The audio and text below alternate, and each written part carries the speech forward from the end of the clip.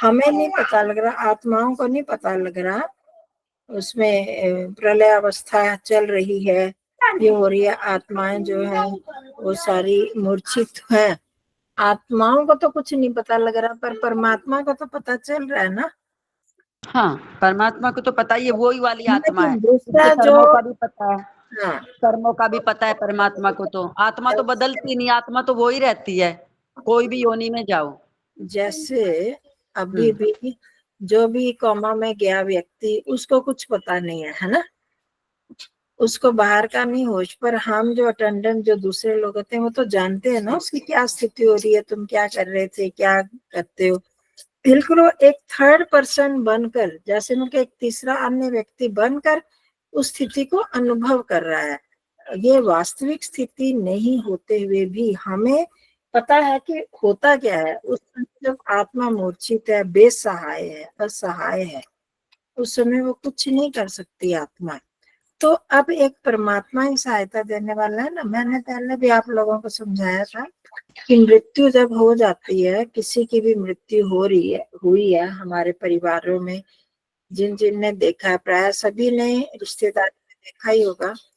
तो अब वो जब मृत्यु होने के बाद, दीदी आपकी आवाज बहुत मंदी आ रही है। हम देखो जी, मेरी तबीयत ऐसे ज्यादा तेज नहीं नहीं हो, नहीं, ठीक आ रही है। दोबारा आ जाओ, ठीक है नहीं आवाज। ठीक, हाँ, ठीक है दोबारा आ बिल्कुल। जाओ, दोबारा आओ एक बार। तो अब उस स्थिति में जब मैं क्या बता, हाँ, मृत्यु के समय जब चला जाता है शरीर, आत्मा चली जाती है, शरीर मृत हो गया, उसको जला दिया, तब उस आत्मा की क्या स्थिति है वो हम जानते हैं ना, क्या स्थिति होती है। मतलब कि हम पहचान ही नहीं रहे उस आत्मा को, वो आत्मा भी नहीं हमको पहचान रही। कोई आती है आत्मा हमारे पास, ऐसा कुछ नहीं होता ना। सुशीला मुखीजा जी, हाँ जी माता जी, हेलो, गलती से ज्वाइन करने के बदले यहाँ कर देती हूँ। हाँ, तो वह हम उस स्थिति को इमेजिन करके, उसकी कल्पना करके कि ऐसी स्थिति उस समय भी होती होगी। अब जो सभी आत्माएं, हमको पता है, शास्त्रों में हमने पढ़ा है कि प्रलय अवस्था हो गई, संसार में कुछ भी नहीं है, सब कुछ, सब जीवित चेतन जड़ प्राणी सब चले गए, मतलब सब खत्म हो गया, शून्य अवस्था से हो गई है। अब आत्माएं और परमात्मा है और प्रकृति है। प्रकृति तो जड़ है, वो कुछ कर नहीं सकती।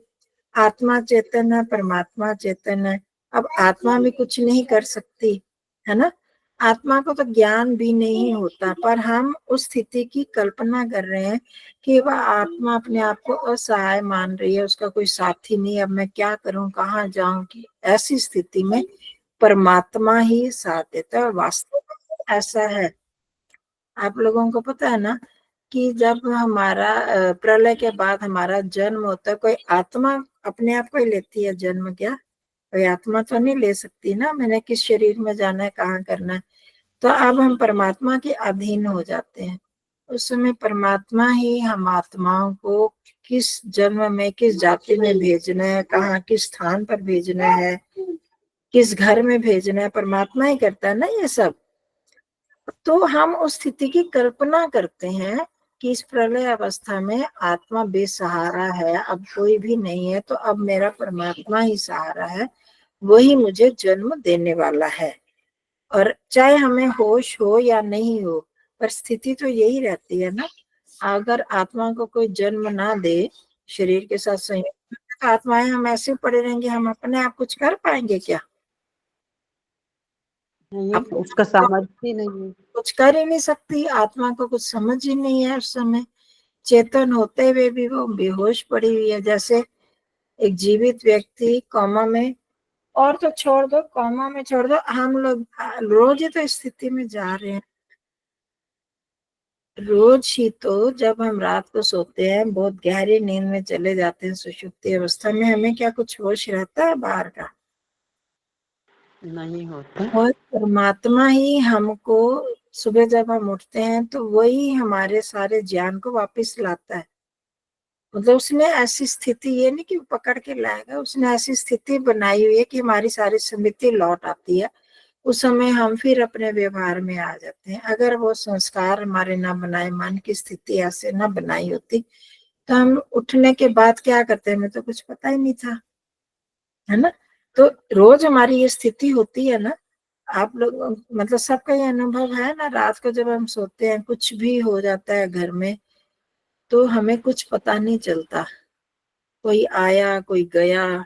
बहुत बार सबके अनुभव होंगे कि किसी ने पता रात को वो, अच्छा मैं तो इतनी गहरी नींद में सो गई, मेरे को पता ही नहीं चला। कई बार भूचाल आ जाते हैं तो हमको पता नहीं चलता, कितना गहरा दर्द हो रहा होता है तो हमको पता नहीं चलता। डॉक्टर दवाई दे देता है बेहोशी की, तो उसमें चले जाते हैं तो हमको पता नहीं चलता। समझ रहे हो ना। तो ये स्थिति रोज होती है हमारी तो, और प्रलय अवस्था में तो पक्के रूप से होती होती है। तो उस समय भी जब वापिस आते हैं परमात्मा की व्यवस्था से ही तो आते हैं, अपने आप तो नहीं आते ना। हम बहुत बेसहारा है, तो हम जब वो समझ के तो उस परमात्मा की उस महिमा को हम अनुभव कर सकते हैं कि वो परमात्मा किस प्रकार से हमारी सहायता करते हैं। मतलब कि अगर प्रलय अवस्था में ही हम पड़े रहे, हमेशा के लिए पड़े रहे, तो पड़े रहेंगे तो ना हमारी उन्नति होगी, ना जिस स्थिति में है वैसे ही रहेंगे। तो इसलिए ये बताया जाता है प्रलय अवस्था करके ऐसे ऐसे कल्पना करने के लिए। ठीक है अक्षिता जी, समझ में आ गया?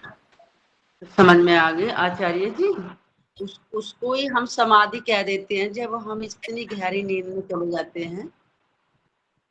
समाधि में फर्क होता है। गहरी नींद में चले जाते हैं हम, तो हमें कुछ होश नहीं होता, हमें कोई ज्ञान नहीं होता। पर समाधि में जाते हैं जो जाता है उसको ज्ञान होता है, उसको आनंद की प्राप्ति होती है। तो हमें उस समय परमात्मा के साथ मेल होते हुए भी हमें ज्ञान बोध नहीं रहता।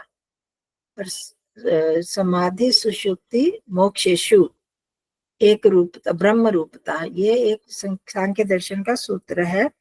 समाधि में, सुषुप्ति में और मोक्ष में, तीनों में एक समानता होती है कि आत्मा ब्रह्म के साथ मिला रहता है। मतलब वो ब्रह्म के साथ उसका संयोग होता है उस समय। उसके पास कुछ और नहीं होता, कोई और आत्माएं नहीं, संसार नहीं, प्रकृति नहीं, परमात्मा के साथ होता है। परंतु उनमें अंतर क्या होता है कि सुषुप्ति अवस्था में पूरी तरह अज्ञानता, तमोगुण की प्रधानता होती है। स्थिति वही होती है, आत्मा और परमात्मा का मेल, बीच में कोई और नहीं है। परंतु उस समय वो ज्ञान नहीं होता, उसमें तामसिकता की प्रधानता होती है। अब समाधि अवस्था में वही स्थिति है, जीव और परमात्मा दोनों का मिलन होता है और उसको ज्ञान हो रहा होता है और वो शरीर के साथ संयुक्त होता है। शरीर में रहते हुए परमात्मा का आनंद को अनुभव करता है। और मोक्ष अवस्था में उसी आनंद को वो बिना शरीर के स्वच्छंद रूप में अनुभव करता है। परंतु जो स्थिति है वो तीनों में एक सी है कि ब्रह्म के साथ मिले होते हैं। उसका प्रकृति में या और लोगों के साथ कोई मेल नहीं होता उस समय। ठीक है, तो पता लगा है। इसलिए एक स्थिति जो है वो मोक्ष की स्थिति ही होगी, समाधि की भी स्थिति होगी, सुषुप्त की भी, कि उसमें वो किसी और का व्यवधान नहीं होता बीच में। परंतु उसको ज्ञान नहीं होता, सुषुप्ति में कोई ज्ञान नहीं होता। समाधि में ज्ञान होता है परंतु वो शरीर के साथ थोड़ी देर बाद वो समाप्त हो जाता है और वो फिर उठ के व्युत्थान स्थिति में आ जाता है। और मोक्ष में वो पूरी तरह से ही शरीर के ही अव्याहत गति से कहीं भी चला जाता है। ठीक है, हो गया, समझ में आ गया? चलो, हमारा ये योग दर्शन का समाप्त हो गया है। इसको हमने अपने जीवन में समाप्त हो गया, पर जीवन में हमें शुरुआत होने